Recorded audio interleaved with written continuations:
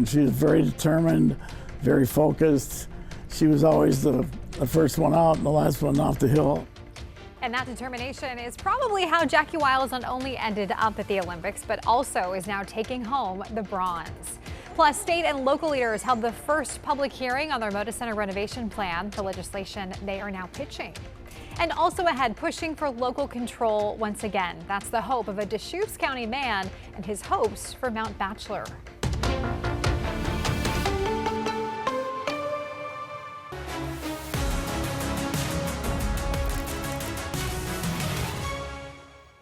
Thanks so much for joining us here at noon. I'm Stephanie Domerat. In your Olympic news first, another Oregonian made his debut this morning. 17-year-old Alessandro Barbieri of Portland hit the half pipe in the qualifiers. The competition is still underway, but he currently sits in fourth place with a score of 88.5. Barbieri had 2 runs in the men's snowboard half pipe, but didn't improve his score in the second qualifier. If he finishes in the top 12, he will move on to the final on Friday. U.S. snowboard star Chloe Kim is a step closer to Olympic history. She is firmly on the top of the leaderboard after the women's halfpipe qualifying round. Kim has a chance to become the first American snowboarder to secure gold medals at 3 consecutive Winter Games. Her run in Italy follows a shoulder dislocation last month that had left her Olympic dreams in question. And the U.S. sent its best hockey players to the Olympics again. This is the first time in 12 years, actually. The National Hockey League has allowed its players to skate. They didn't go in 2022 because of the pandemic and sat out 2018 because the NHL said it would disrupt the regular season. Each of the league's 32 teams has at least 1 representative at the Winter Games. And Team USA still faces an uphill battle. It has not won gold since 1980. The U.S. will play Latvia Thursday in its first game. And with medals rolling in now for Team USA, hometown favorites and Oregon natives are the focus of a lot of fans. And that includes now bronze medalist, as we mentioned, Jackie Wiles. Catherine Cook met some of the people cheering her on. At Hillcrest Ski and Sports in Gresham, staff and customers watched as Portland skier Jackie Wiles turned decades of hard work into Olympic bronze. Just to know it's possible to see people do it, it's great. Todd Sexton says over the years, a lot of Olympic hopefuls have passed through Hillcrest on their way to Mount Hood. Jackie's achievement means something special to all of them. It's super exciting. Yeah, whether it brings Mount Hood into the game, it brings our local athletes into the game, and maybe it'll pick up all the high school athletes like, hey, I can still do that too. Jackie graduated from Canby High School in 2010. She trained with White Pass Ski Club in Lewis County, Washington, and the Multnomah Athletic Club at Mount Hood Meadows. Local ski coach Mark Speedy Archer remembers helping at ski camps that Jackie took part in as a teen.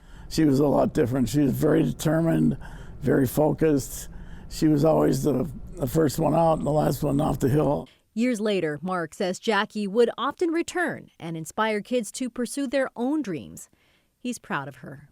I'm sure she is very relieved and very proud of herself for all the persevering and all the time that she spent working to get there, So it's a great reward for her, and I think that the state of Oregon should be, very proud of her. Yes, I think that they definitely are. All right, let's check in with Rod with a look at your weather. We have sunshine. It's a beautiful day, Rod. Yes, thank you, Stephanie. Are you thanking me? I am. Oh, she is. Okay, I'll take the credit. But you know what that means? The inverse is true then. Well, is that what you want? Yeah, I can take the heat. Okay. Hey, by the way, get outside and enjoy today because we have some cloudiness tomorrow. We'll stay dry. But then starting this weekend, we probably won't see a day like this in quite some time. So kind of the finale of the week, if you will. Here's Seaside, just beautiful weather, 51 degrees, so temperatures already in the 50s. And I wanted to go down to Lincoln County and show you this view. This is from the Inn at Ottercrest. They have a camera. Just how blue the water is with the blue sky. Just gorgeous, gorgeous weather up and down the coast. Here's our state capital, and at high noon, temperature is, well, same as Seaside at 51 degrees. And for the most part, not a cloud in the sky. Here's downtown Portland. Really popular temperature, huh? Also 51. There's not much wind out there unless you're near the gorge, and easterlies are blowing 10 to 20 miles per hour. Hour by hour temperature takes us 54 at 1 o'clock, and then it looks like we'll hold somewhere around 56 degrees mid-afternoon, maybe 57 or 58 for the actual high temperature.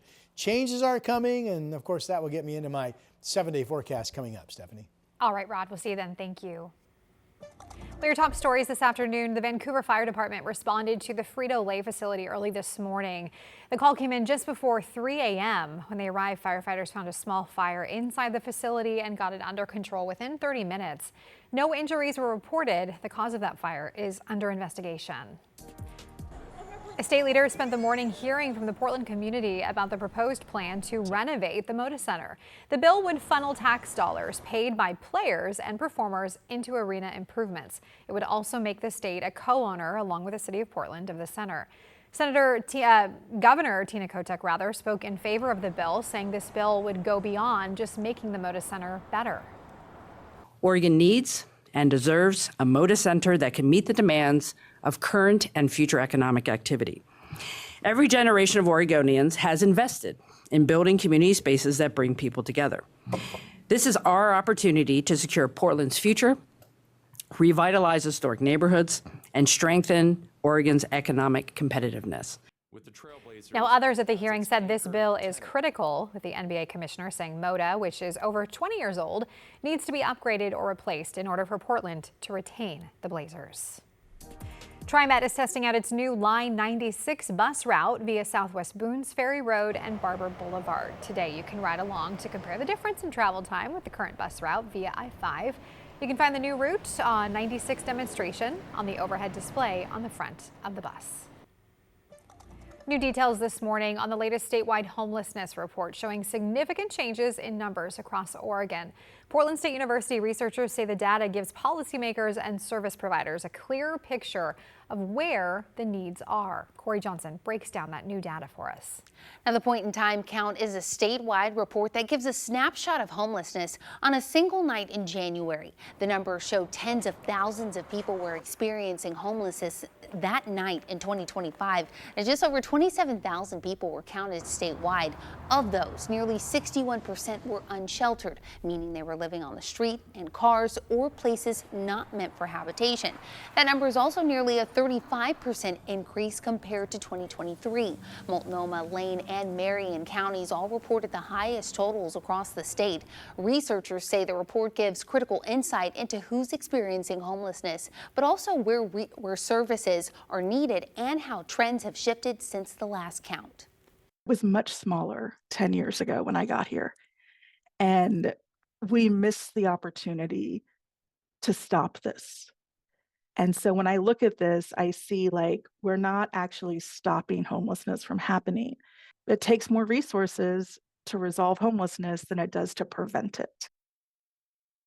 Now, across Oregon, there are just over 11,000 year-round shelter beds available. That's up about 39% since 2023.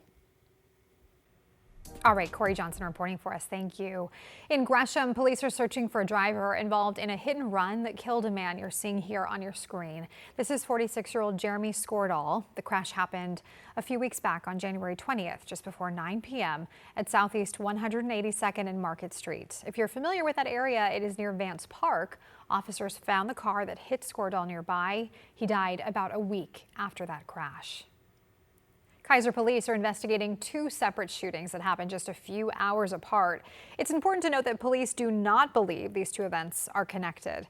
The first shooting happened around 10:30 Monday night when shots were fired at a family as they were driving away from In-N-Out on Keizer Station Boulevard. Their window was shot out and a bullet hit the father in the head.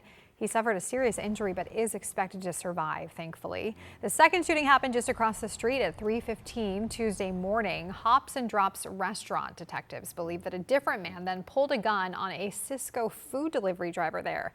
The driver ran inside while the suspect fired. They say he shot at the restaurant and the driver's truck. Luckily, no one was injured in that case.